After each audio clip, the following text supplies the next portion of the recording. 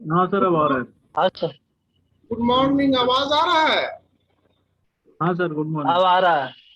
ठीक है। आइए, कल लॉर्ड क्लाइव के विषय में मैंने पढ़ाया था। आज उसके बाद जो टॉपिक होगा वो होगा, जो अगला गवर्नर जनरल हुआ उसका नाम था वॉरेन हेस्टिंग्स। तो आज वॉरेन हेस्टिंग्स से शुरू करते हैं। वॉरेन हेस्टिंग्स के विषय में जो महत्वपूर्ण जानकारी है आज मैं आपको बताऊंगा। सब वॉरेन हेस्टिंग्स।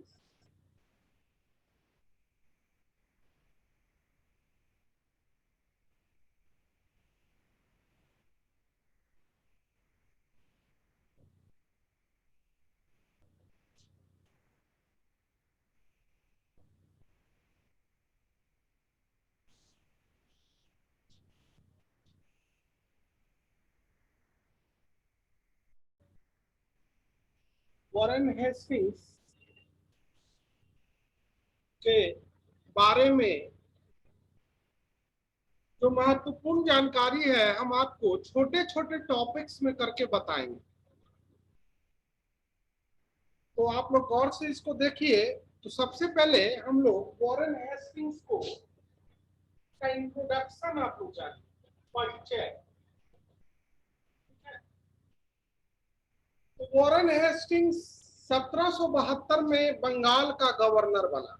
ठीक है, सबसे पहली बात जो इसके विषय में है वो 1772 में बंगाल का गवर्नर बना।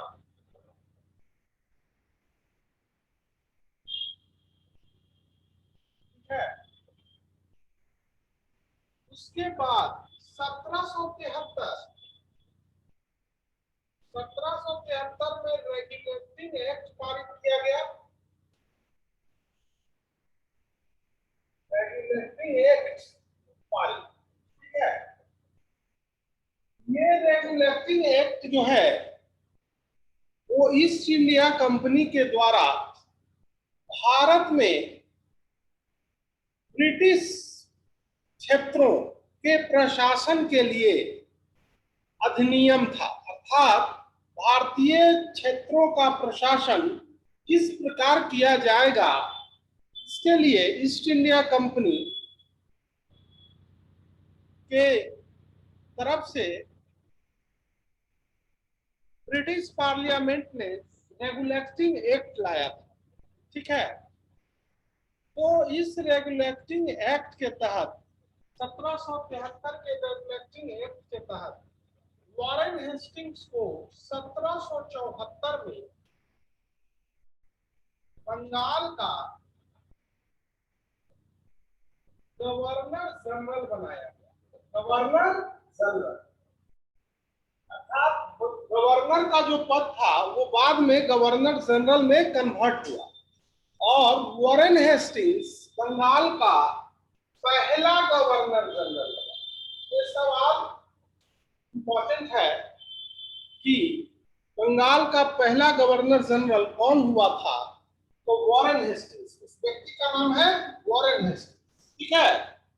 दूसरी बात जो है, यदि सवाल हो कि 1773 के रेगुलेटिंग एक्ट के तहत नियुक्त किया जाने वाला प्रथम गवर्नर जनरल कौन था, तो उसका भी जवाब होगा वॉरेन हेस्टिंग्स। तो ये था इसके विषय में परिचय। अब आप लोग यदि नोट करना चाहते हैं तो नोट करते चलिएगा, क्योंकि हम आगे बढ़ते चलेंगे और इसको मिटाते भी चलेंगे। अब आते हैं वॉरेन हेस्टिंग्स के कार्य। ठीक है, कार्य। गवर्नर जनरल बनकर उसने भारत में कौन कौन से महत्वपूर्ण कार्य किए, उन कार्यों के विषय में जानकारी आपको देना जरूरी है। तो उसके द्वारा किए गए संपूर्ण कार्यों को मैंने यहाँ छोटे छोटे टॉपिक्स में उसको मैंने डिवाइड किया है और उसके अंतर्गत आपको मैं बताऊंगा। और उससे क्या होगा कि आपको उसके विषय में समझने में सुविधा होगी, अर्थात विभिन्न क्षेत्रों में उसने कौन कौन से महत्वपूर्ण कार्य किए।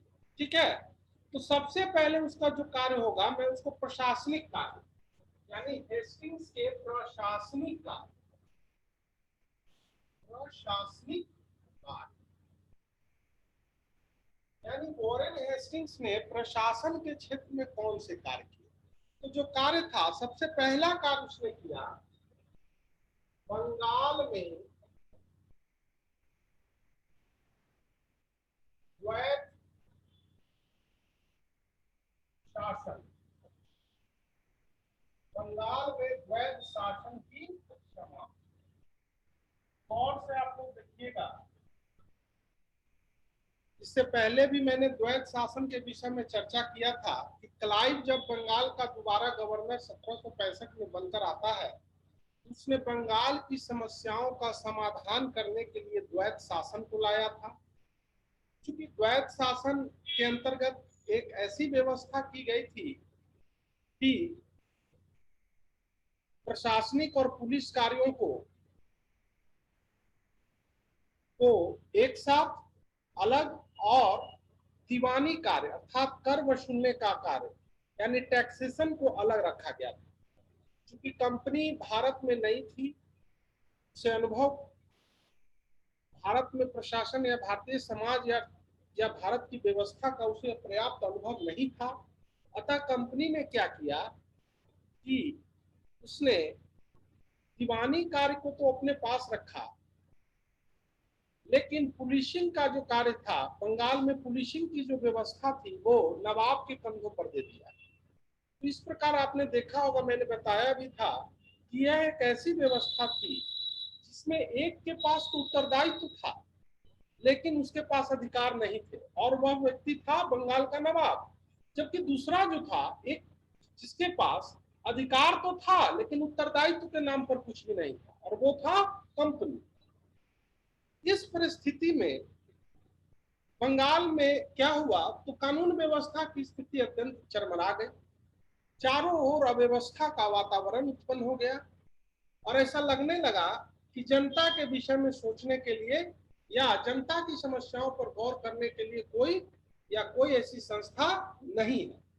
परिणाम स्वरूप कंपनी के इस शासनकाल को की आलोचना पूरे विश्व में होने लगी, और कुछ इतिहासकारों ने तो इसे दुनिया का सबसे भ्रष्टतम शासन व्यवस्था कहा।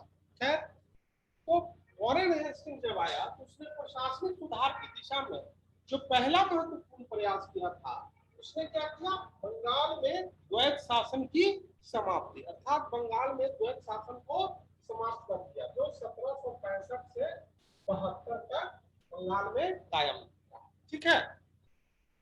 दूसरी बात, राजकोष को उसने मुर्शिदाबाद से हटाकर कलकत्ता हस्तांतरित।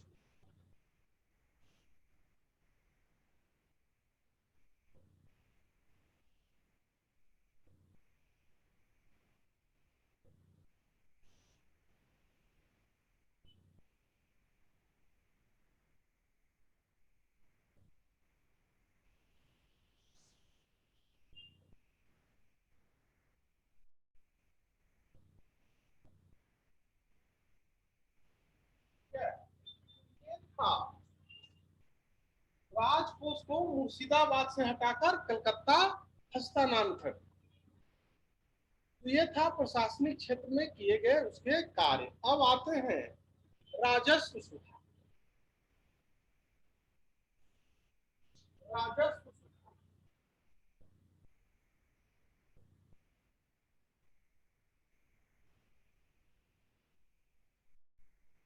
राजस्व का मतलब तो आप लोग समझ ही रहे होंगे। कंपनी ने जब बंगाल की सत्ता को ग्रहण किया, या कंपनी का जब बंगाल पर नियंत्रण स्थापित हुआ, तो जो सबसे महत्वपूर्ण समस्या थी, कंपनी के सामने जो चैलेंज था, वो था राजस्व। राजस्व को लेकर एक ऐसी व्यवस्था का निर्माण करना ताकि राजस्व प्राप्ति में किसी भी प्रकार की बाधा उत्पन्न न हो। साथ ही साथ राजस्व की अधिकाधिक मात्रा अर्थात ज्यादा से ज्यादा राजस्व प्राप्त करना और निर्बाध रूप में प्राप्त करना। चूंकि कंपनी का भारत में संपूर्ण गतिविधि, जितनी भी गतिविधियां थी, वो मुख्य रूप से धन पर आधारित थी। कंपनी के क्रियाकलाप को संचालित करने के लिए धन की जरूरत थी और यह धन का प्रमुख स्रोत राजस्व था। तो राजस्व व्यवस्था के क्षेत्र में वॉरेन हेस्टिंग्स ने ध्यान दिया और उसने जो सबसे पहला कार्य किया वो था राजस्व वसूली का अधिकार कंपनी के अधीन किया।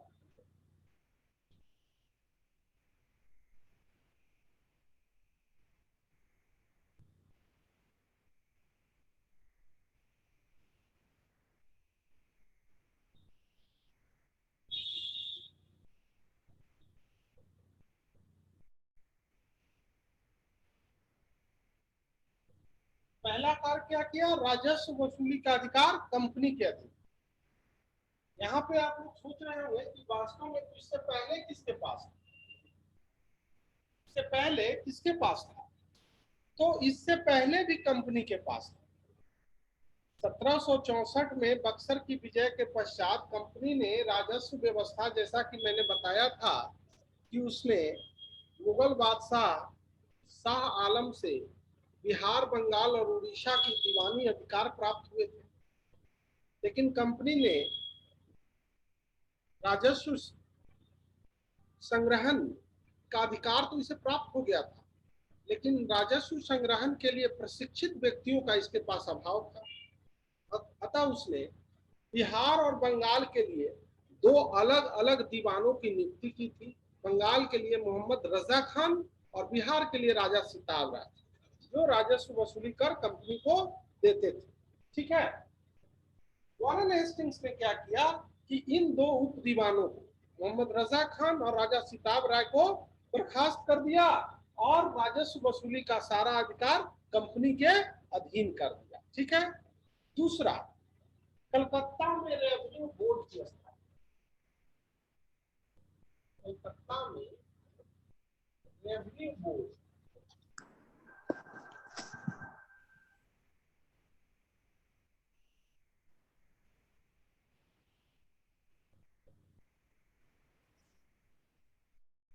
अर्थात कलकत्ता में रेवेन्यू बोर्ड की स्थापना की गई।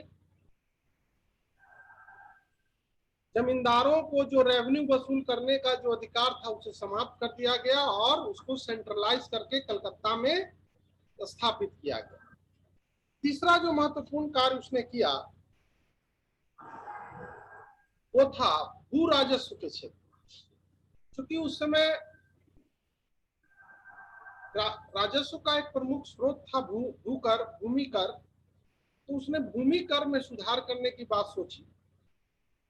तो भू राजस्व के क्षेत्र में उसने क्या किया कि परीक्षण और अशुद्धि, अर्थात वॉरेन हेस्टिंग्स ने बंगाल की भू राजस्व व्यवस्था के क्षेत्र में जो सुधार किए उसे परीक्षण और अशुद्धि, ट्रायल और एरर के नाम से जाना जाता है।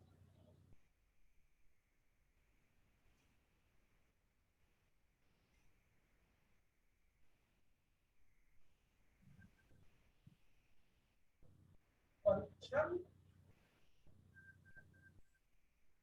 एवं अशुद्धि,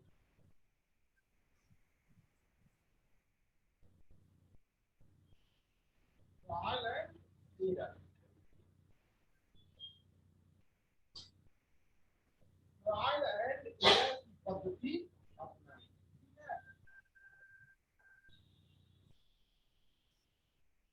तो ये ट्रायल एंड एरर क्या है, इसको समझिए। तो ट्रायल एंड एरर हुआ कि एक व्यवस्था को लागू करना, फिर उसकी समीक्षा करना, और यदि उस व्यवस्था में कोई प्रकार की कमी हो तो किसी अन्य व्यवस्था को इंट्रोड्यूस करना। तो वॉरेन हेस्टिंग्स ने बंगाल की भू राजस्व व्यवस्था के क्षेत्र में भी ऐसा ही कार्य किया था। तो सबसे पहले उसने क्या किया, तो 1772 में 1772 में पांच वर्षीय ठेका प्रणाली है, ठेका प्रणाली को लागू किया। 1772 में उसने 5 वर्षीय ठेका प्रणाली को लागू किया, अर्थात बंगाल में भू राजस्व वसूली का अधिकार जो था वो नीलाम कर दिया गया। अर्थात जिन व्यक्तियों ने जितना बोली लगाया से ज्यादा उसे भू राजस्व वसूली का अधिकार दे दिया गया। यहाँ पे तो आप लोग गौर कीजिएगा, चूंकि भारत में भू राजस्व वसूली का अधिकार जो था वो सदियों से सो कॉल्ड जमींदार या जमींदार जिनको कहते हैं वैसे लोगों के द्वारा वसूल किया जाता था, और वो लोग भू राजस्व वसूल कर राजकोष में जमा करते थे। अंग्रेजों के आने से पहले भी इस प्रकार की व्यवस्था थी, मुगलों के समय में भी। लेकिन वॉरेन हेस्टिंग्स ने क्या किया, तो वो चूंकि ईस्ट इंडिया कंपनी का उद्देश्य था ज्यादा से ज्यादा भू राजस्व वसूल करना, अतः उसने सोचा कि वो भू राजस्व वसूली का अधिकार जो है वो नीलाम करे, और उससे जो एक मुश्त आमदनी और ज्यादा से ज्यादा आमदनी उसे प्राप्त होगी। क्योंकि उस समय व्यापार वाणिज्य का जो व्यापार वाणिज्य धीरे धीरे बर्बाद हो रहा था। अंग्रेजों ने औपनिवेशिक नीति के कारण भारत की अर्थव्यवस्था खास करके वाणिज्य व्यापार और वाणिज्य काफी प्रभावित हो रहा था। परिणाम स्वरूप बहुत से लोगों ने, खासकर समाज के संपन्न वर्गों ने, अपनी पूंजी को भूमि के क्षेत्र में लगाने का प्रयास किया। और वॉरेन हेस्टिंग्स ने जब 1772 में 5 वर्षीय ठेका प्रणाली को शुरू किया, तो बहुत से लोगों ने, ऐसे लोगों में जिनका भूमि से कोई संबंध नहीं था, उन लोगों ने भी नीलामी में बढ़ चढ़कर हिस्सा लिया और भू राजस्व वसूलने का अधिकार प्राप्त किया। लेकिन बहुत जल्द ही यह व्यवस्था छिन्न भिन्न हो गया। ठीक है। परिणाम स्वरूप वॉरेन हेस्टिंग्स ने 1776 में 1776 में 1 वर्ष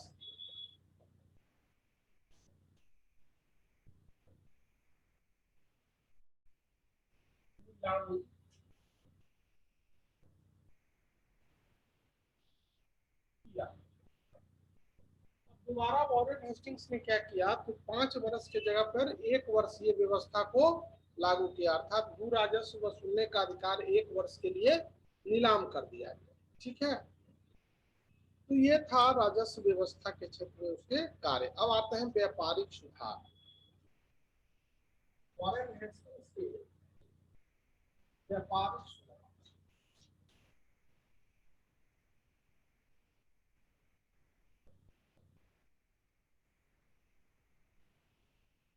व्यापारिक सुधार में जो पहला है दस्तक।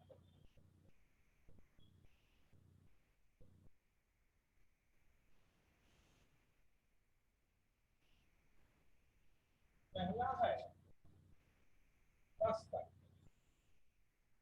अर्थात फ्री पास की समाप्ति। आपको पता होगा, मैंने बताया भी था कि 1717 में फर्रुखसियर ने एक फरमान जारी करके कंपनी को बंगाल में मुक्त व्यापार की अनुमति प्रदान की थी। लेकिन जब बाद में बंगाल पर कंपनी का पूर्ण नियंत्रण स्थापित हो गया, तो कंपनी को ऐसा लगा कि दस्तक का दुरुपयोग हो रहा है, और परिणाम स्वरूप कंपनी के राजस्व में क्षति हो रही है। तो उसने क्या किया, तो वॉरेन हेस्टिंग ने सबसे पहले क्या किया कि दस्तक को समाप्त कर दिया। दूसरा, ददनी प्रथा का अंत। दूसरा कार्य क्या किया, ददनी प्रथा। ददनी प्रथा का अंत। ददनी प्रथा बंगाल में अंग्रेजों द्वारा प्रचलित की गई एक ऐसी व्यवस्था थी जिसके तहत शिल्पों और कारीगरों को पेशगी या एडवांस देकर उन्हें वस्तुओं का उत्पादन करने के लिए प्रोत्साहित किया जाता था या करवाया जाता था, और बाद में उनके द्वारा निर्मित समस्त वस्तुओं को खरीद लिया जाता था और जिसका व्यापार कंपनी के द्वारा किया जाता था। ठीक है। तो इस प्रकार ददनी प्रथा को समाप्त कर दिया गया। दूसरा जो है, कलकत्ता में सरकारी टकसाल की स्थापना। कलकत्ता में सरकारी टकसाल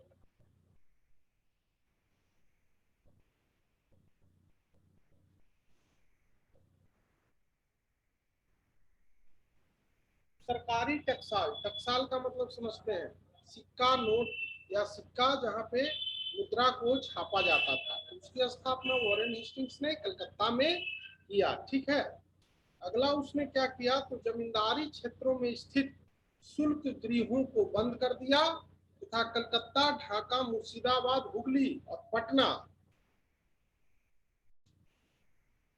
जमींदारी क्षेत्रों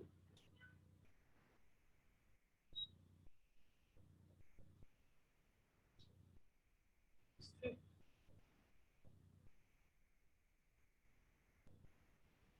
गृहों को बंद किया। ठीक है, इसके स्थान पर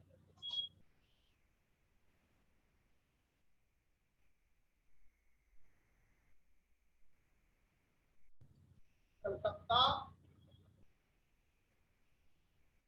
ढाका, मुर्शिदाबाद, हुगली, पटना में 5 शुल्क गृह स्थापित किए गए।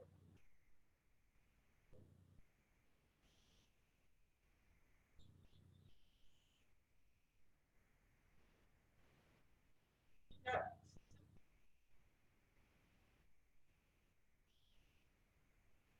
हेस्टिंग्स ने 5 स्थानों पर शुल्क गृहों की स्थापना की, जिसमें 4 बंगाल और 1 बिहार में स्थित था। इस प्रकार यह हेस्टिंग का प्रमुख व्यापारिक सुधार था। अब आते हैं हेस्टिंग्स के न्यायिक सुधार।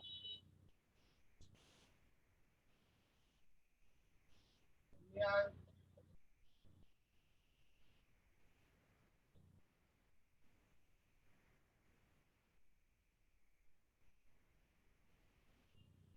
जैसा कि मैंने आपको बताया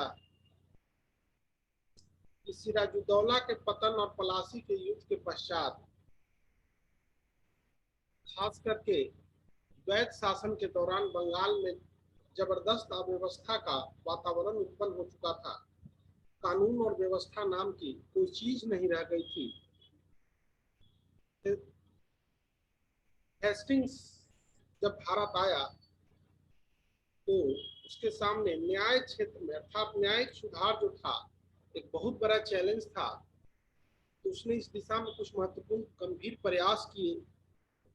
सब सबसे पहली बात जो है वो याद रखिएगा, उसे न्यायिक सेवा का जनक बना। न्यायिक सेवा का जनक है। भारत में आधुनिक न्यायिक सेवा का जनक वॉरेन हेस्टिंग्स को कहा जाता है। दूसरा, इसने जमींदारों के न्यायिक अधिकार समाप्त कर दिए।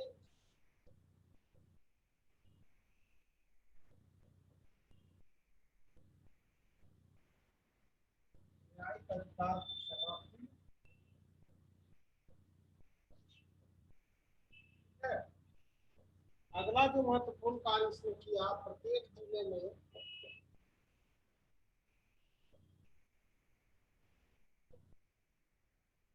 दीवानी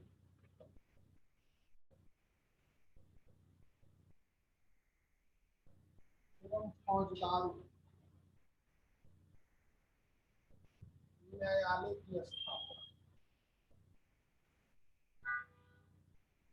हेस्टिंग्स ने प्रत्येक जिले में एक दीवानी और एक फौजदारी न्यायालय की स्थापना कर किया। दीवानी न्यायालय, ठीक है, इसी के शासनकाल में, अगला जो महत्वपूर्ण कार्य था, इसी के शासनकाल में 1773 में कलकत्ता में सर्वोच्च न्यायालय की स्थापना।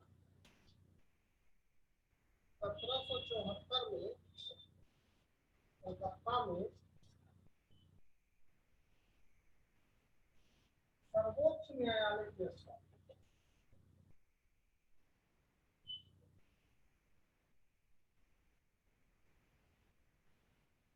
और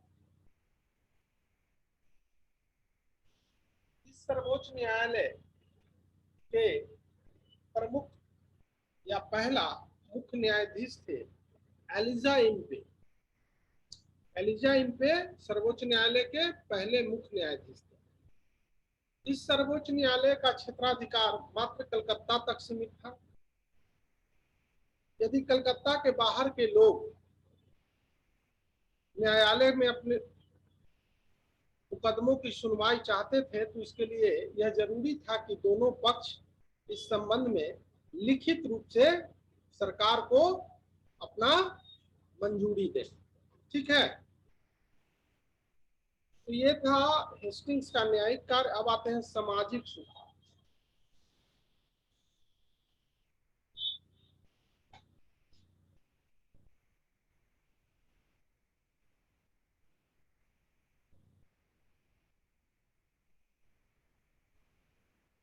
सामाजिक सुधार, सामाजिक सुधार के अंतर्गत कुछ महत्वपूर्ण बातें हैं, जैसे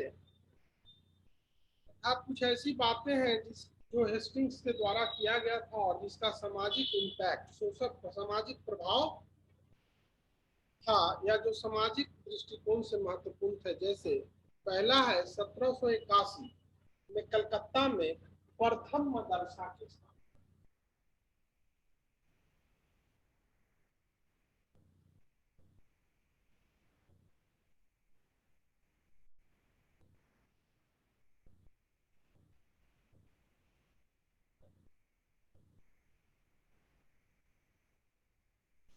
जैसा कि नाम से ही है, मदरसा की स्थापना किया गया और मदरसा इसका उद्देश्य मुस्लिम शिक्षा को बढ़ावा देना। दूसरा 1782 जोनाथन डंकन द्वारा बंगाल में, सॉरी बनारस में संस्कृत कॉलेज की स्थापना।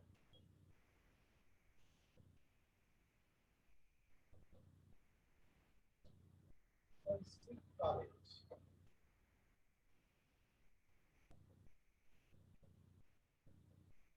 संस्कृत कॉलेज का संस्थापक कौन था? Jonathan Duncan. ठीक है, तो ये यहाँ पर संस्कृत के शिक्षा के लिए, अर्थात ये हिंदुओं के शिक्षा के विकास के लिए किया गया एक महत्वपूर्ण प्रयास था। ठीक है, दूसरा विलियम विलिकिंस, एक महान विद्वान थे। विलियम विलिकिंस को हेस्टिंग्स ने संरक्षण दिया और इसी विलियम विलिकिंस के द्वारा गीता का अंग्रेजी में अनुवाद। विलिकिंस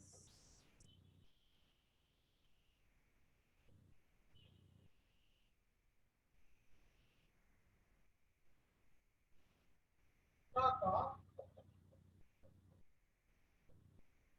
अंग्रेजी में, यानी विलियम विलिकिंस द्वारा गीता का अंग्रेजी में अनुवाद किया गया। ठीक है, 1784 विलियम जोन्स द्वारा कलकत्ता में the Asiatic Society of Bengal की स्थापना।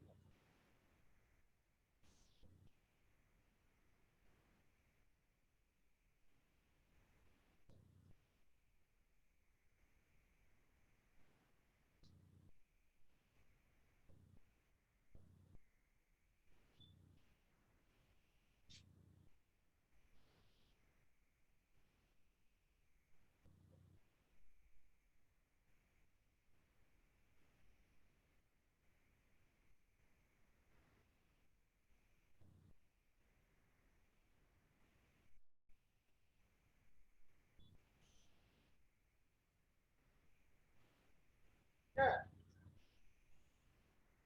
तो 1784 में एशियाटिक सोसाइटी ऑफ बंगाल की स्थापना जो हुआ वो कलकत्ता में किया गया था और इसके संस्थापक थे विलियम जोन्स। यहाँ पर भारत ही नहीं, या भारत एशिया सहित भारत के समाज के अध्ययन के, अर्थात भारतीय सामाजिक व्यवस्था के अध्ययन के हेतु इसकी स्थापना की थी, समाज और संस्कृति के अध्ययन के विषय के लिए। अगला विलियम जोन्स एक महान विद्वान थे और विलियम जोन्स 1791 में विलियम जोन्स और कोलब्रुक की डाइजेस्ट ऑफ हिंदू लॉ,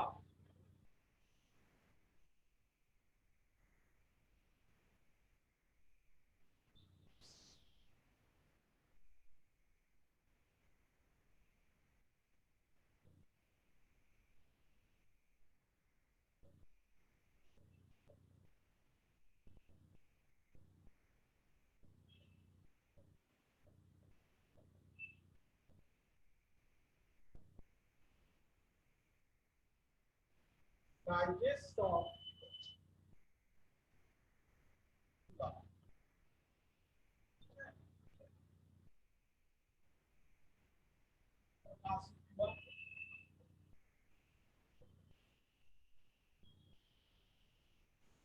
यह विधि ग्रंथों की एक महत्वपूर्ण पुस्तक थी। 1781 में प्रकाशित किया गया। 1776 में कोड ऑफ जेंटुलास, यह भी विधि यानी लॉ की पुस्तक थी, कोड ऑफ जेंटुलास।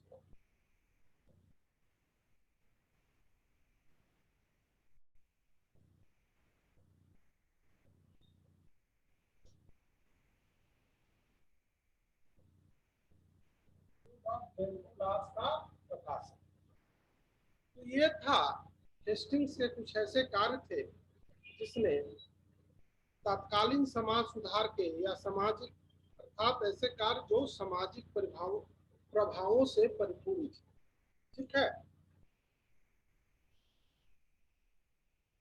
अब आते हैं हेस्टिंग्स के राजनीतिक कार्य। ठीक है, अर्थात राजनीति के क्षेत्र में हेस्टिंग्स ने कौन से महत्वपूर्ण कार्य किए।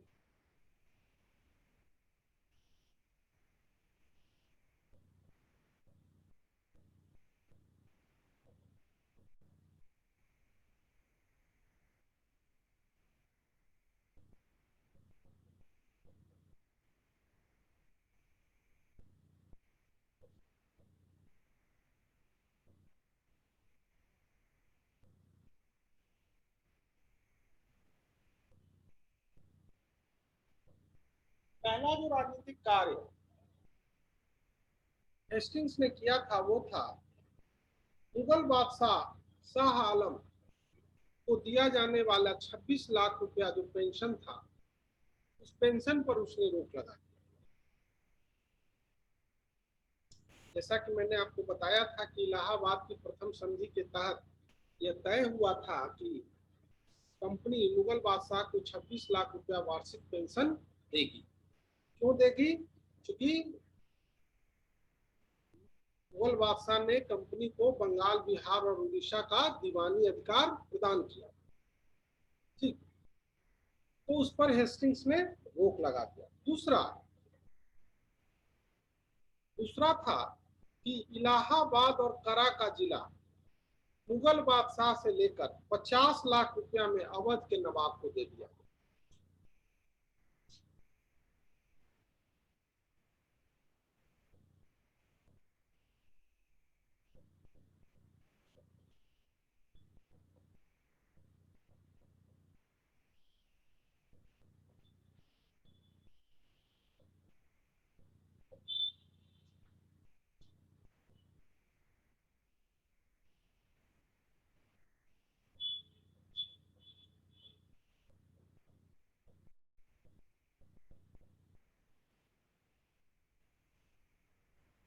इलाहाबाद की दूसरी संधि जो हुई थी वो क्लाइव ने अवध के नवाब शुजा-उद-दौला के साथ किया था, जिसके तहत अवध के नवाब ने इलाहाबाद और करा का जिला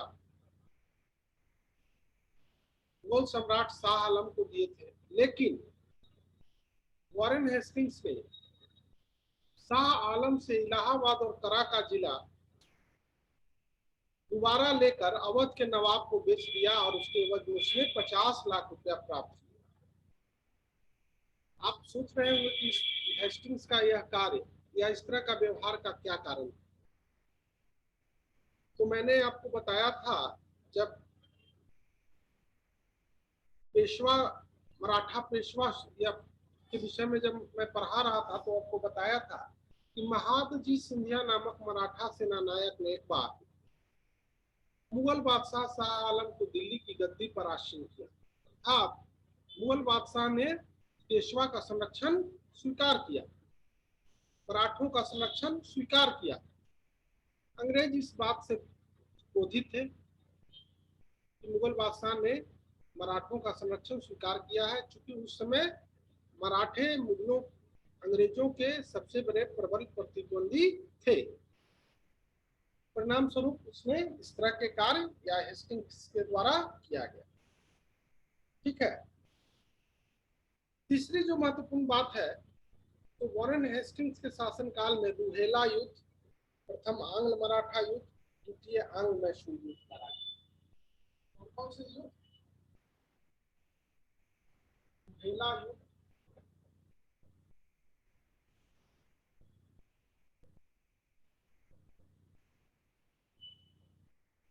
प्रथम आंग्ल मराठा युद्ध,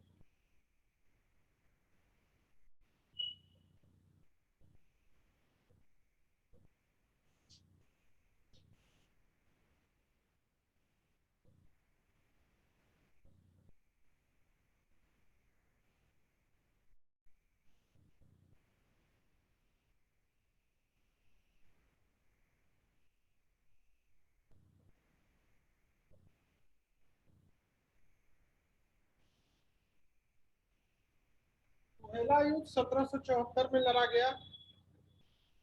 वॉरेन हेस्टिंग्स ने अवध के नवाब को या अवध को रूहेला युद्ध में मदद किया और रूहेलाओं को पराजित करने में सफलता मिली। ठीक है, जो 1774। दूसरा प्रथम आंग्ल मराठा युद्ध जो 1775 से 82 के बीच लड़ा गया, और अगला द्वितीय आंग्ल मैसूर युद्ध जो 80 से 1780 से 84 के बीच लड़ा गया। तो ये था उसके समय लड़े गए प्रमुख युद्ध। इसके अलावे उसके अन्य कार्य भी थे। ठीक है, अन्य कार्य या यूं कहें इसके द्वारा किए जाने वाले कुछ नकारात्मक कार्य, यहाँ गौर कीजिए, नकारात्मक